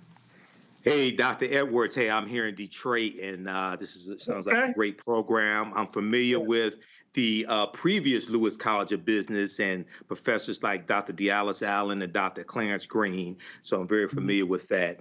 My question is, What types, first of all, how many students do you have in general on average in the master classes? And then also, what type of classes do people need to have maybe as prerequisites, or what type of classes should maybe high school seniors be looking at to take if they know that they want to go into design? Yeah, those are great questions. You know, what we're doing now is we're actually implementing design programming in high schools to actually better prepare high school graduates for our programs, primarily because you don't find design in high schools, really. You find art occasionally, right? But art is usually cut because of budgets. And so what we want to do is really focus on those kids that either have zero to no knowledge of design, but have raw talent and ability, because we can show them how to use that natural God-given talent and craft it in a way to get them to where we need them to be. But if they have prerequisites from learning digital skills of Illustrator and Photoshop, but mostly it's hand skills. We do everything by hand first because we want kids to graduate to a computer. The hand skills of doing things by hands, whether it's crafting or sketching, those skills are leaving these kids because they're growing up with the digital age. And so we have to take them backwards to better help them understand how to use their brain from a creative point of view so they can be more creative. And believe it or not, they don't realize they're more creative without the computer than with the piece of paper. Sorry, they're more creative with a piece of paper and pencil than they are with an actual computer itself. Our master classes range in size from 15 to 40 plus. It really just depends on the partnership that we have with certain organizations. We craft product creation teams that you would find at a major corporation, meaning we put all of our students in these teams of either 4 or 5, where you'll have a product marketing person, you'll have a designer of footwear, you have a designer of apparel, you have a designer of color materials, and you may even have a 3D designer. So we put them in teams. They all are given a real project from the brand, and we teach them how to work as a team and come together in the end to present this final capsule type project that presents them as a team. Because what you often don't get in college, in traditional colleges, is that teamwork aspect that you completely work in 100% of the time when you work in a major corporation. All right, thank you. Matt, I'll be in touch with you. I'll be in touch. Oh, yeah, please do. We love to make connections here on Roland Martin Unfiltered. Matt, you get the last question. I just want to say, man, I think this is a fantastic project. I'm super impressed, particularly as collegiate education goes closer to the certification model as opposed to degrees. But I guess the question I have is, I'm interested particularly in the entrepreneurial part of this or the business part of this. What do students get in the event that they want to not work for a Fortune 500 but want to open their own design studio?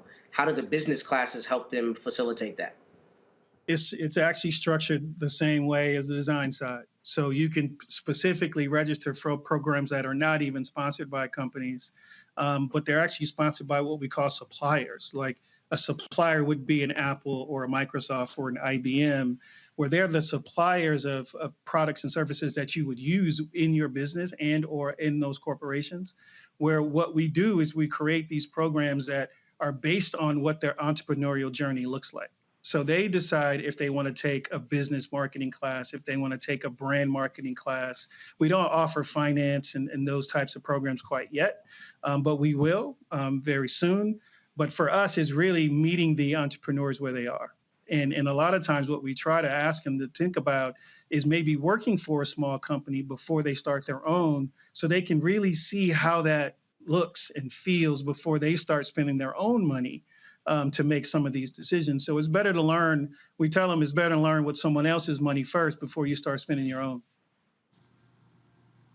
I know that's right. I have a quick question for you, though. Is there a residency requirement, meaning you have to be living in Michigan or in the area in order to be a part of this program? Or have you seen people travel from other states to be involved in these master classes? Yeah, we've had people come in from other countries to be a part of some of our programs. So they're both in person, and we also have virtual programming as well. But most of the time, yes, they would have to physically be there. We have housing set up for them as well. But obviously, if you live in the city, it's easy. You can commute if you're local. But yes, they are immersive programs. Okay. How many students in total are part of this at any given moment? Any given moment up to around 40. Okay. And we've already this year, so we opened in May, officially in May. By the end of, we just finished our last session with New Balance. And we completed the year servicing about 300 kids this year. And we're looking to double that, if not triple it, with online next year. So is it a rolling admission type of thing, or? Yep. Okay, all right, sounds good. So before you go, let us know how people can learn more about you as well as Penso College of Design. Well, it's best to focus on Penso Lewis than me. Okay. I had my time as a designer in this industry. And so for us, it's pensolewis.com, our Instagram. That's really the best way to reach us. And what we're trying to do is really find and discover these hidden gems that may have given up on their aspirations of being creative. You know, all too often, sometimes, especially in Black households, we're persuaded to go away from a design or artistic career because it's quote unquote not perceived as stable.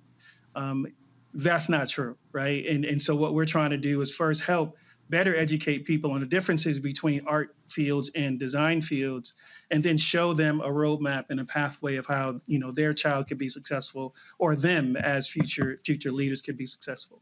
Yes, thank you so much for the work that you do, because sometimes people do look at this sort of career path as more of a pipe dream and sort of something tangible and that's feasible. So thank you so much, Dwayne. You know, thank you very much. I appreciate the time. Of course. Well, that's going to do it for us here on Roland Martin Unfiltered, streaming live on the Black Star Network. I gotta thank the panel, Kelly, Michael, Matt. It's always good to be in company with you. Before we go, too, Reese. Oh, thank you. Before we go, I want to thank Roland for allowing me to keep his seat warm tonight. Be sure to download the Black Star Network app. Earlier today, in case you didn't know, Roland gave the commencement speech at Jackson State University. Here it is. Have a great weekend. Holla. All right, how we doing?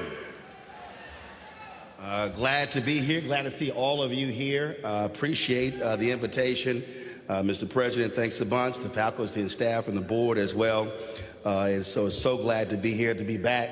Sorry my voice is not as strong. I'm allergic to smoke, and the tailgate last week screwed me up. But it's all good. It's all good. So it's good to be here and good to chat with you. First of all, I hate this hat, so I can't speak with this damn tassel. Hit me in my face, so it's going to smack me in my eye.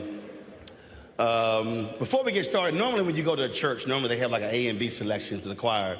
And I was walking in and I was like, okay, I was in the band, played bass, baritone, horn, cornet, all that stuff. And I appreciate symphonic band. But I came to a black school. So before I speak, I'm gonna need y'all to make this thing funky. So I need y'all to do something, because you can't keep talking about your band as all of that, and we gotta hear symphonic band. So this ain't a homegoing, so I'm gonna need y'all to make this more like a homecoming. So I need y'all to do something, because I can't listen, I can't speak. I mean, I appreciate classical, but that pomp and circumstance just got on my last black nerve. So can I get a black band, a HBCU sound before I speak? Come on, Mr. Director, let's go.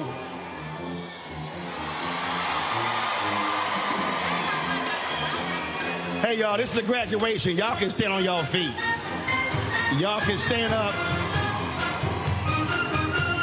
This side over here, y'all can stand up too.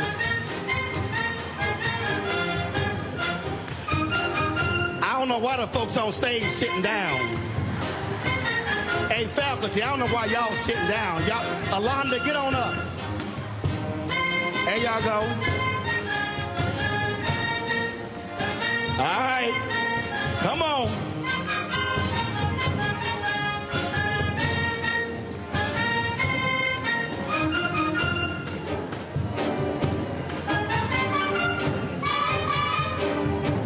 That's what I'm saying.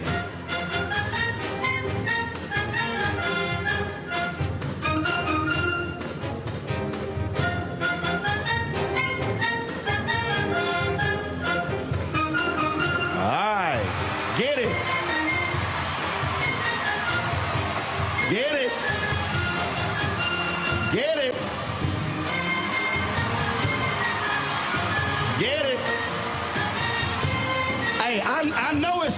Alphas in here. Oh, y'all know?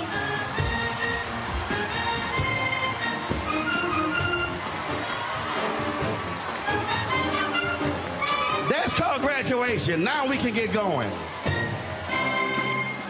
That's what I'm saying. All right. All right. I feel better. My voice is better.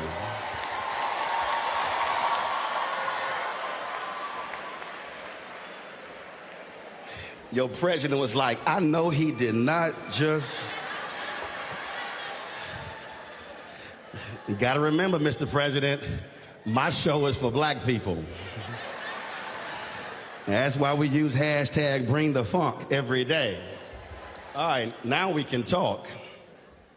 Anytime you stand in front of this many black folk, you got to tag your text. And if, okay, the person next to you has no idea what tag your text means, they clearly do not go to church. So for the graduates, any people who understands, do me a favor, look to your left and say, you belong in every room you are about to enter.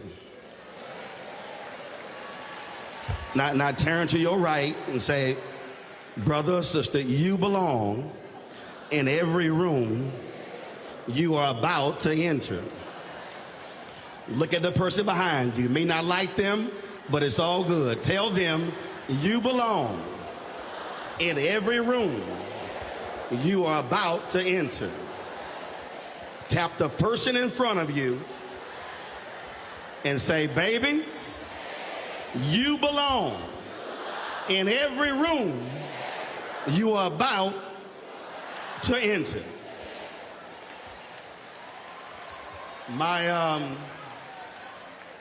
One of my 9 nieces is a junior at the University of North Texas, and when she was in kindergarten, first of all, Anna was a wonderful, free spirit. I mean, she was just smiling and joyous and all that good stuff. And one day, we noticed that she began to ask us, is this okay? Is this okay? And it was weird because that was never Anna. And then we found out exactly what happened when she was in kindergarten. They had a drawing exercise, and she drew something, and her kindergarten teacher told her it wasn't good.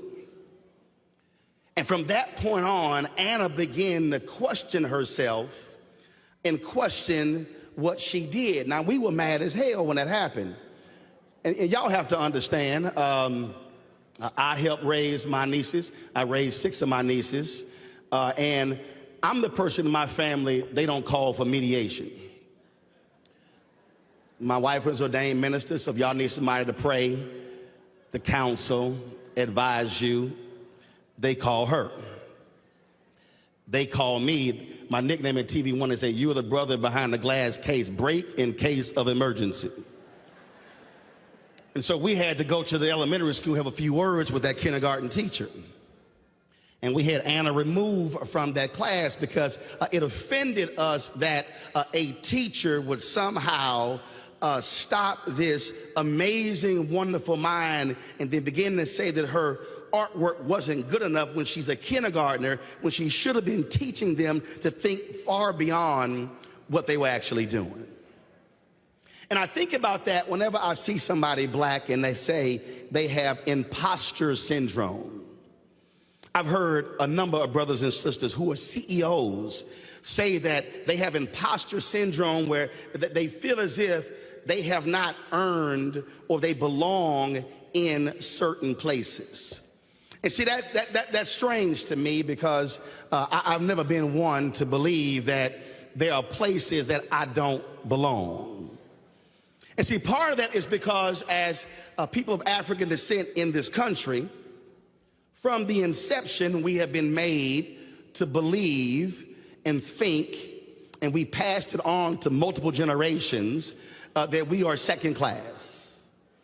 And we see this all the time. We literally say these things. When I was at TV1, I had some staffers and they would say, well, you know we are a black network. And I said to them, if anybody says that again, you will not have a job. Because the statement alone implied that what we were doing was not as good as someone else. In fact, a brother walked up to me one day and he said, Roland, when are you going to get you a show? Now, I was confused because I was waking up every damn morning at 4 o'clock in the morning and was going live from 7 to 9.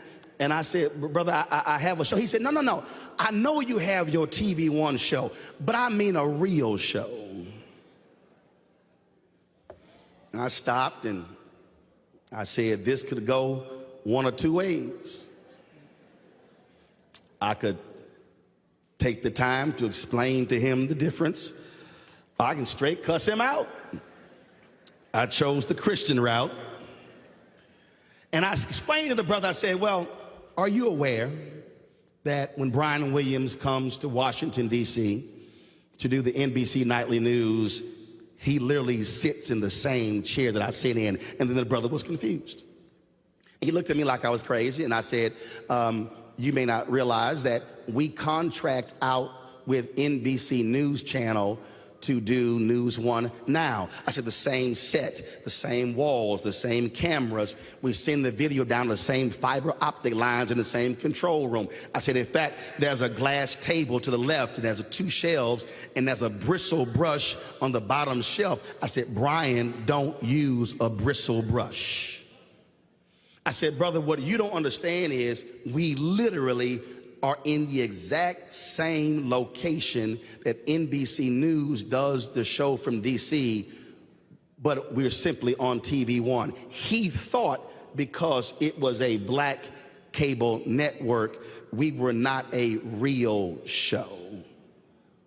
I've encountered that countless times. I've encountered that in my career where politicians will somehow ignore us and then not talk to us as black newspapers, but they will run to the daily newspaper and give them all the time necessary.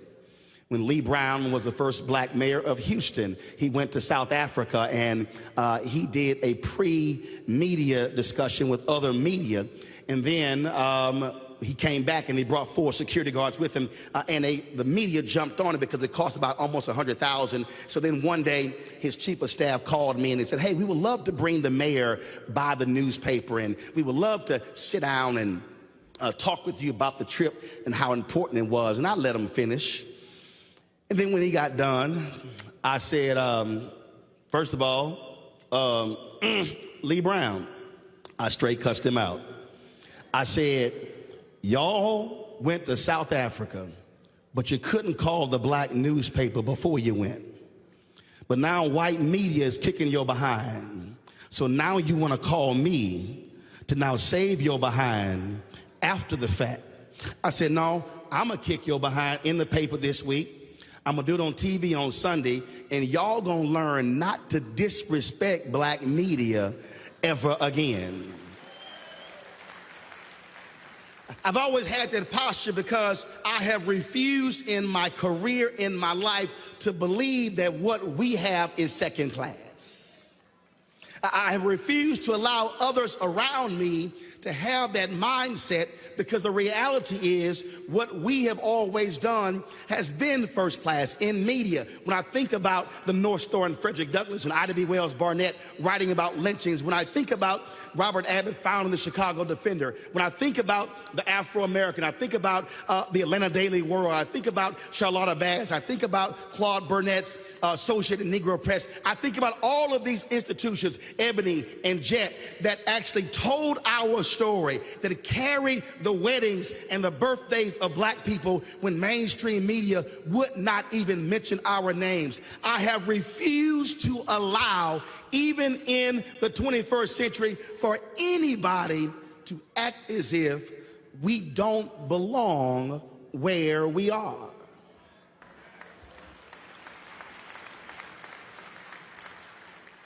Because see, when we begin to pass that second-class mindset down, when we begin to somehow allow somebody else to define us, to say we don't belong, then what then happens is it then repeats generation after generation after generation. And then it means that when we're in the workplace, we're not negotiating the way we should be. We're not asking for the promotion the way we should be. We're not demanding the same resources the way we should be. And I am simply unwilling and frankly unable to allow my blackness to have a black tax, and for anyone to somehow limit who we are and what we can do, and then say what we do is simply not good enough. Now understand, when you're like that comes with some pushback, because it's a whole lot of us who are intimidated by us. It's a whole lot of us who you would think would have our back, but in fact will actually say things to hold us down. There are graduates sitting here. If y'all are real honest, there are some folk cheering for you right now who were not cheering for you when you decided to come here. There are some teachers from elementary school and junior high school and high school who were like that teacher with Anna, who were not teaching and putting things into you to affirm you. They were actually saying, you know, you're not going to be able to make it. So why don't you just go to a junior college, or why don't you just go to a technical school? You really can't make it at that 4-year school. I had a teacher at Jack Yates, when he heard I was going to A&M, he said, Roland, do you really think you're ready? First of all, he never even taught me. So the first thing I was like, why in the hell is he talking to me? And he's telling me, he said, well, and literally, y'all, he said, why don't you go to Prairie View first, then go to Texas A&M? And I looked at him, I said, so what you're really telling me is the job that you and others did the last 4 years did not properly position me to go to any college in this country. You don't think I'm good enough to succeed at Texas A&M. Isn't that a reflection on your failure as a teacher? And he looked at me like I was crazy, and I walked the hell off.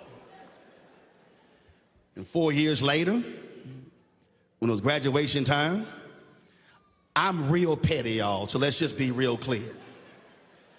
Y'all know, if y'all follow me on social media, I will clap back on folk real quick. It don't matter. So if y'all want to tweet at me, tweet at your own peril. 4 years later, when it was graduation time, I went and dropped some invitations off to some teachers that I liked.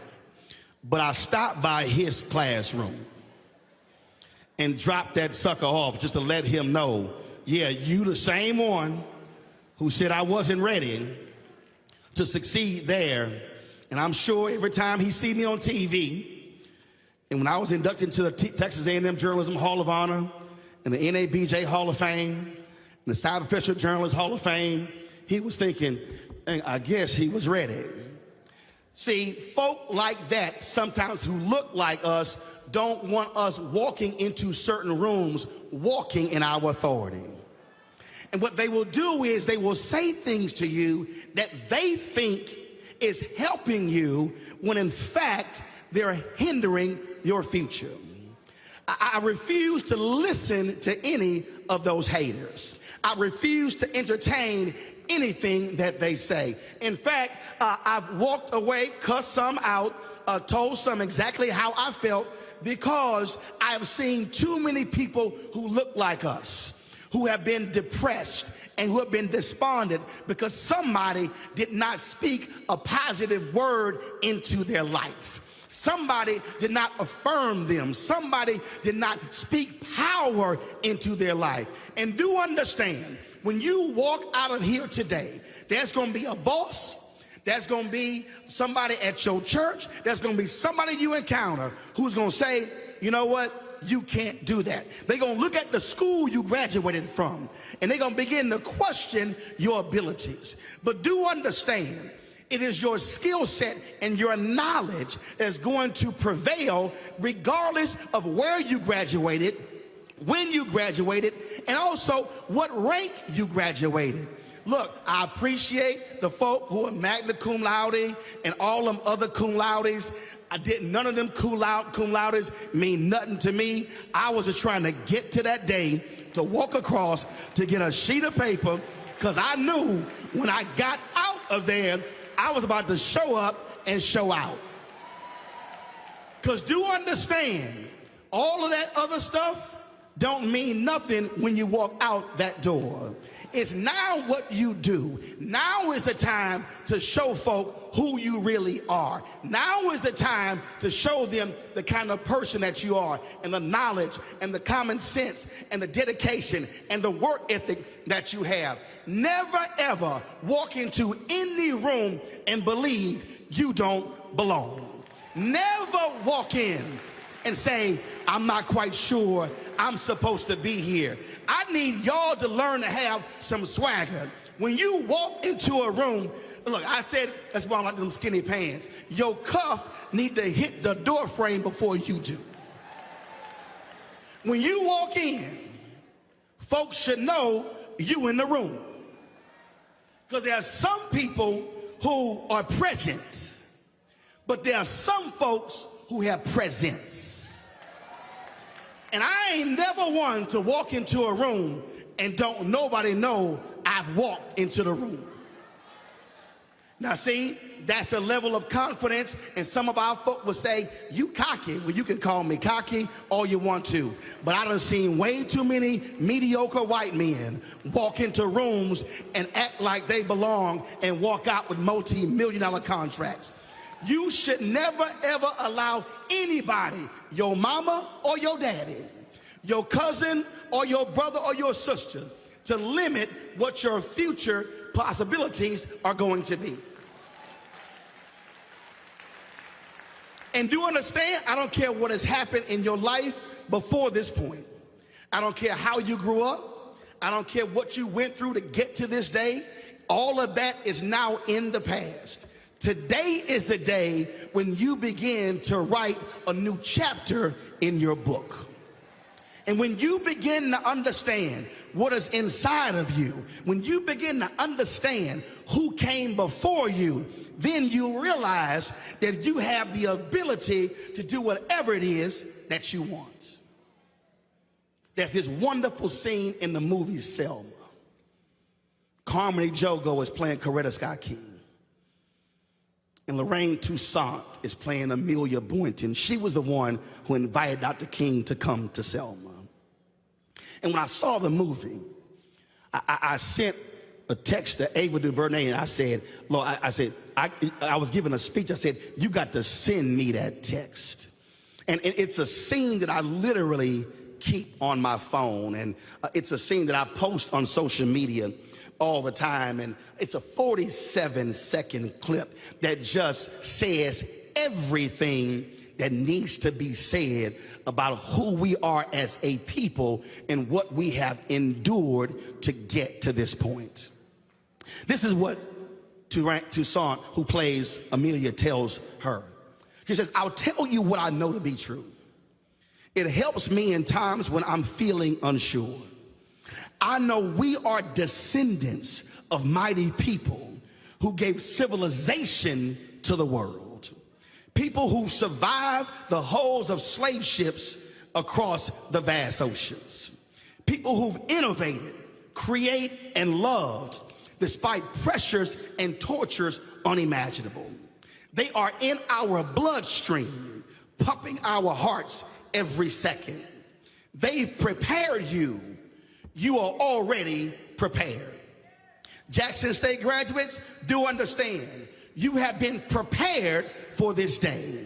You have been positioned by God to live in this moment in history, to be able to create a new world that we've never seen before. Don't let anybody deny you your place in history to be able to redefine America in a new image. This is your moment to lead. This is your moment to create. This is your moment to stand up. This is your moment to be able to challenge and show the world exactly who you are and what we are made of. And if anybody ever looks at you and asks you the question, who are you? Who are you with? Let them know I am, my name, say your name. I am a graduate of Jackson State. I'm a child of God, and I will not allow you to redefine me and to limit who I am and what I am able to achieve.